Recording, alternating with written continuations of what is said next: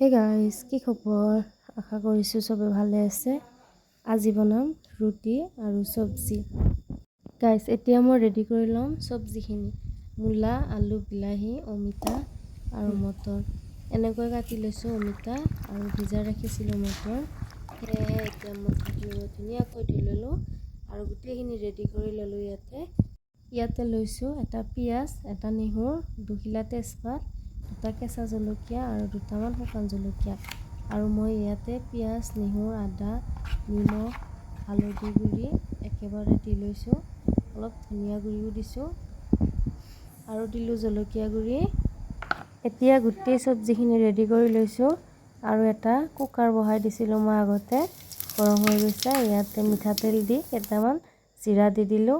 এতিয়া দিলোঁ 2টা তেজপাত, অলপ নেহৰু। এতিয়া লৰাই দি দিম শুকান জলকীয়া। জলকীয়াকেইটা ভজা হ'লে, অলপ ক'লা হ'লে ইয়াতে দি দিম চব্জি। গোটেইখিনি চব্জি এনেকৈ দি লৰাই ল'ম।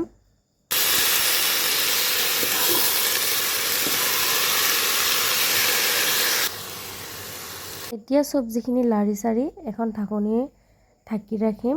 একেবাৰে লগাই নিদিওঁ, ঢাকিহে ৰাখিম। আৰু এতিয়া মই চব্জিখিনি খুলি চালোঁ। এতিয়া ঢাকনি নিদিয়াকৈ ভালদৰে লাৰি থাকিম, যাতে তলিত লাগি নাযায়। এনেকৈ লাৰি থাকিম, লাৰি এতিয়া পানীখিনি শুকাই যাব। তেতিয়া মই আকৌ পানী দিম, এনেকৈ যিখিনি লাগে।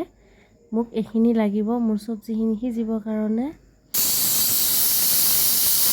গাইজ, মোৰ তৰকাৰীখিনি এতিয়া হৈ গ'ল আৰু মই ঢাকনিখন খুলি চালোঁ। মোৰ তৰকাৰীখিনি 70% হৈ গ'ল। আৰু এতিয়া ইয়াতে দি দিছিলোঁ অলপমান গৰম মছলা আৰু এতিয়া দি দিম অকণমান নেমু। গাইজ, এটা কথা মই ক'ব মনত নাই, অকণমান মই চেনিও দি দিছিলোঁ। গাইজ, এতিয়া মই ৰুটিখিনি বেলি লওঁ। গাইজ, মই আটাখিনি আগতে গৰম পানীৰে মাৰি ৰাখিছিলোঁ। এতিয়া মই ৰুটিখিনি বেলি ল'ম আৰু গাইজ চাওকচোন কিমান ধুনীয়া গোলকৈ বনালোঁ মই। গাইজ, এতিয়া দুফালে অলপকৈ হ'বলৈ দিম।